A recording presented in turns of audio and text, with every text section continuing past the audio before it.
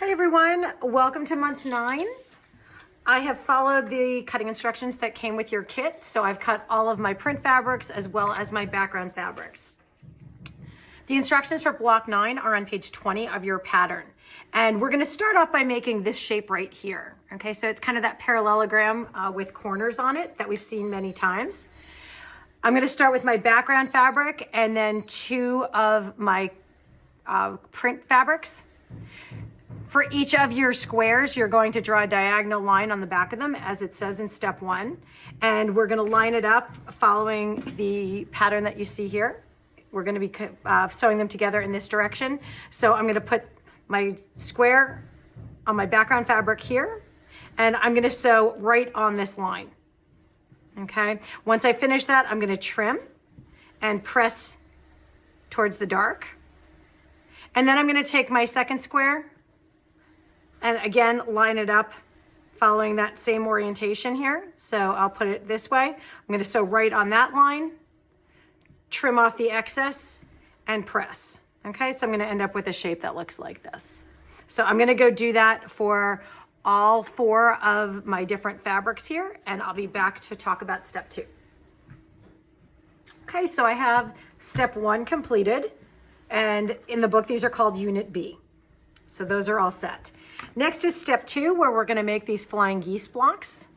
So we're going to use our background fabric and then our colored prints here, and we're going to attach our triangles, our print triangles to our background fabric. Okay, and if you look in the book on step 2, it's reminding you that you should line up your print fabric when you put them right sides together. Line up this corner right here, okay, and then sew. Once you get to the top there, you can press towards the dark, and then you'll be able to add your other triangle and press towards the dark. So I will go take that step, and I'll come back and we'll move on to the next one. Okay, so I made my flying geese blocks, and according to step 2, we need to trim them down. So I've already trimmed one, but you're going to need to take your ruler, and they are oversized. So we're going to trim them to 4.5 by 2.5. And what I usually do, again, I'm sure we've talked about this in previous videos, but I am going to line up my 1/4 inch with that point, and then I'm going to keep this edge here just parallel to the dotted line on my ruler, because I just want to make sure that I don't cut it wonky like that. So I'll, again, 1/4 inch at my point, and then, again, just lining up that edge parallel to the lines of my ruler. Okay, so we'll trim. Now that we've got that straight edge, this side is going to be 2.5. And for the other measurement, I'm going to line up my 2.25 inch, because again, this measurement needs to be 4.5. So we're going to go halfway, line the 1/4 inch or 2.25 inch point, or line on my ruler up with my point, and trim each side. Okay, so now I'm going to have 4 nice square flying geese. So I'm going to trim my other ones down, and I will come back for the next step. All right, so now all my flying geese are trimmed down. We're going to move on to step 3, which is on page 21. And we're going to take one unit B, and we are going to sew it to unit C like this. Okay, so we'll put right sides together. We'll sew along that edge, and we're going to end up with this shape right here. So I'm going to go do that for all of my different colors. All right, so I have my step 3 completed here. And now we're going to sew those 4 blocks together following the orientation that's listed in step 4. So I'm just going to decide where I want to see each color. I think I pretty much figured it out already. You're just going to make sure that, I usually look at the flying geese to make sure they're pointing in the correct direction. Okay, and you're going to sew these 4 blocks together, and that will complete the center of our block 9. So here's my center of block 9.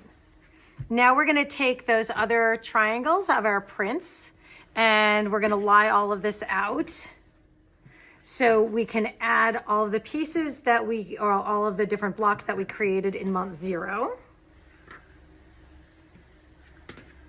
Okay, and I have my cornerstones here. Make sure they're all facing the right direction, as well as the piece to make my fancy flying geese. Okay, so I'm going to follow the instructions. Let me turn to the right page here. I'm going to follow the instructions on page 29 of my book to assemble those fancy flying geese and then put my rows together so that I complete my block. I have pieced my fancy flying geese, and one more thing I want to remind folks, because I know that a few people have forgotten this before you try to assemble the block. You do need to trim these down to 4.5 by 8.5. And just as a reminder, I know we've done this in other videos, this is the point you want to make sure is 1/4 of an inch from the edge of your fabric. So what I'm going to do is put my 1/4 inch right there. And I'm going to just line up my dash lines, again, to kind of keep it square right here along that triangle.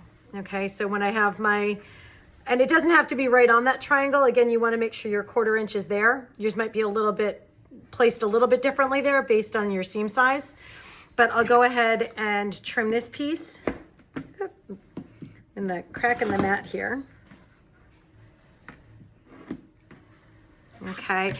Turn it around, and again, I know I want this side to be 4.5, so I'll line up that cut side with 4.5 on my ruler and trim.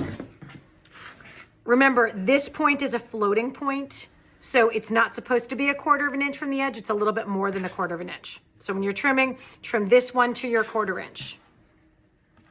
And then again, we need to get to 8.5. So I'm sorry, I'm just moving off of my, the crack in my mat here. So getting to 8.5, I'm going to line up this point here with 4.25 on my ruler. I'm going to keep it pretty centered.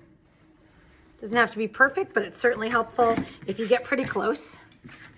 And then I'll trim both sides here to get to 8.5. Okay, so I'm going to do that for all 4 of my fancy flying geese. And here is block 9. Don't forget to also do your flying geese block. If you are not using the paper piecing method, you can follow the instructions on page 30 in the pattern. Or if you are using the paper piecing method, you can just follow the instructions right on those paper piecing pieces. I hope you enjoyed this month. I will see you next month. Thanks, everyone.